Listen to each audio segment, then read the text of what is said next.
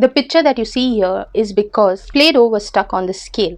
I'm sure all of y'all with kids must be familiar with such kind of incidents in your house where the Play-Doh is either stuck on their toy or they have used it in the Play-Doh cutter and somehow you cannot get it out.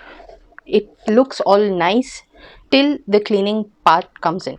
Today I'm going to give y'all a solution how y'all can clean this Play-Doh that is stuck wherever in between such items or in your toys, so that it will be easier for y'all. Before going forward, let me remind y'all, for those of y'all who are new visitors to my channel, please do not forget to click on the subscribe button and the bell notification icon so that y'all get updates each and every time I post a new video.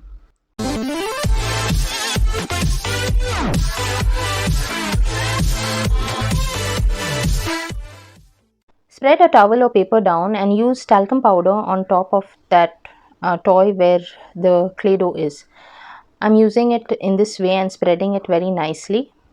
So once you are done spreading it, see that you even turn it over and spread. And then using a brush, just simply try to rub it. Can you see the parts of the Play-Doh falling down?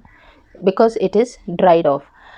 And the brush is clean. Again, I will use the powder and try to do the same thing. Now this is a very easy way, and your brush also does not get any Play-Doh on it. See, the scale is nice and clean and all the parts of it is fallen here. Can you see? It is better than cleaning with water and soap. Here, this is how the scale looks once cleaned.